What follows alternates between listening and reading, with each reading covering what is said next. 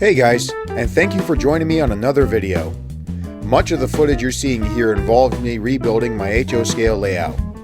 Originally, I wanted to try and make a big layout going around my N scale table as depicted here. Unfortunately, when all the track was connected, none of the trains were running. At first, I thought it was because the track wasn't used in a couple of years. I meant to put it to use sooner, but the completion of the layout was delayed mostly due to financial reasons. Soon, I figured out what the problem was. It was because of the track, but for a different reason. I had too many pieces connected and my controller was overloaded. So I had to downsize. While the layout isn't exactly what I had intended, I still hope you enjoy what I have to show you. After all my hard work, it just goes to show that the simplest ways are the best. I still decided to have a pair of sidings here to do some switching here and there, especially if I'm going to use my GP50 or maybe Rosie, Duck, or Oliver. But as you can see here with this unfinished section, I still have intentions to expand, and I'll probably do my train yard out there along with the roundhouse. But for now, let's run some trains. I think we'll keep it simple for now and just run a short freight with about 5 or 6 cars. Here's the consist, but like many people that enjoy seeing freight trains, they also like to see a caboose. That's why I also took the liberty of buying this Athearn Genesis caboose in B&O colors. This thing looks awesome. I'm excited to have this on the back of the freight. Let's just move it back. Oops. I think I might have accidentally had the switch set to the wrong point here. Let me just move it further back. Of course, I got to move the locomotive. Okay, so unfortunately I did have the switch set at the wrong track.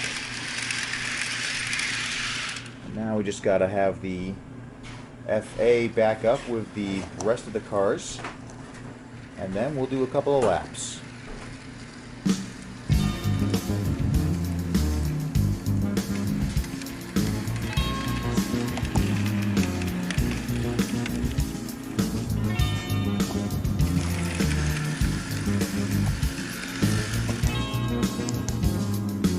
Everything seems to be okay. Let's begin.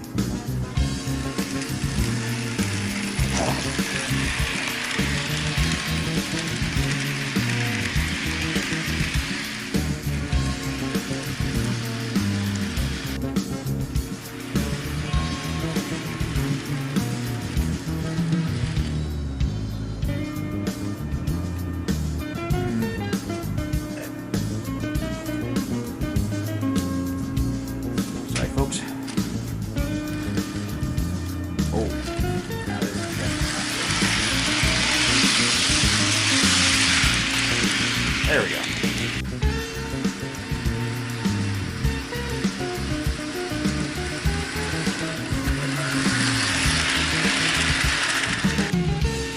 It always seems to want to stop at this curve for some reason.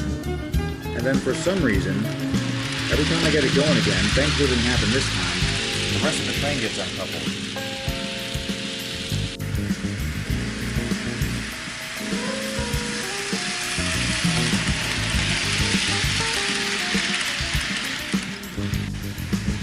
This time it went through without my help. Let's hope it does it again now. There he goes.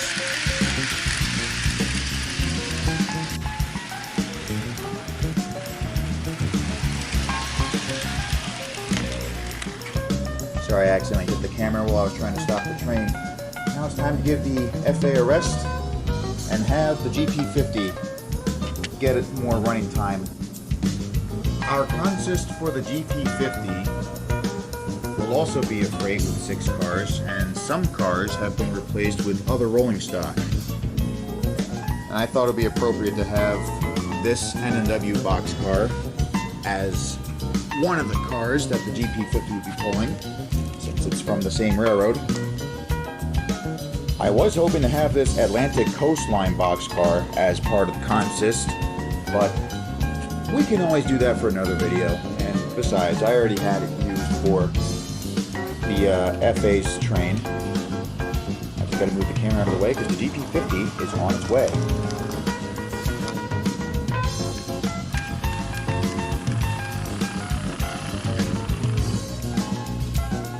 Oddly enough, unlike the FA, it stopped on the switch. Well, hopefully it won't stop on the curve like the FA did. There goes the 6508. Something about a GP50 or general purpose locomotives with high hoods like this one, running solo with several freight cars in tow. Always fun to see. But unfortunately, when General Motors still owned EMD, they decided to stop producing general purpose locomotives in 1994 and focus instead on six axle special duty locomotives. But there is a reason why many general purpose locomotives such as the 50s, 40s, and even some of the older 7s and 9s created between 1949 and the early 60s are still in use on many railroads to this day. Norfolk and Western never had any GP50s, but that would change in 1982 once it merged with the Southern Railway. Many of the Southern locomotives are still in service on Norfolk Southern. However, most if not all the GP50s have been rebuilt into different locomotives called GP38-3s. I never seen one of those at SEPTA's Norristown Transportation Center in December of 2019. It was pretty cool to see that. Needless to say, however, I still prefer those high hood variants, like many other rail fans. And that's why I got this locomotive.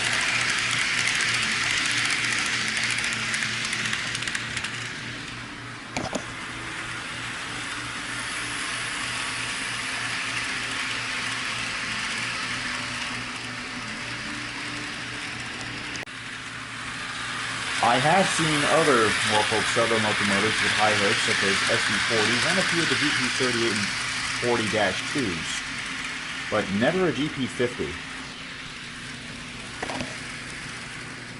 All the ones that I've seen, as I said earlier, were rebuilt either as low hood GP50s or, like I said, GP38-3s.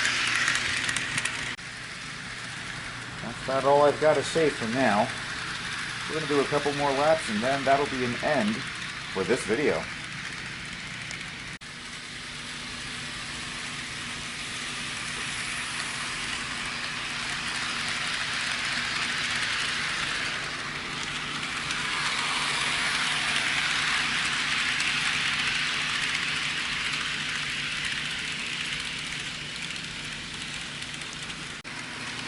Now hopefully I can conclude the run in the same style as I tried doing with the B&O Alco FA, but without knocking down the camera. The train's coming around the curve right now, so wish me luck.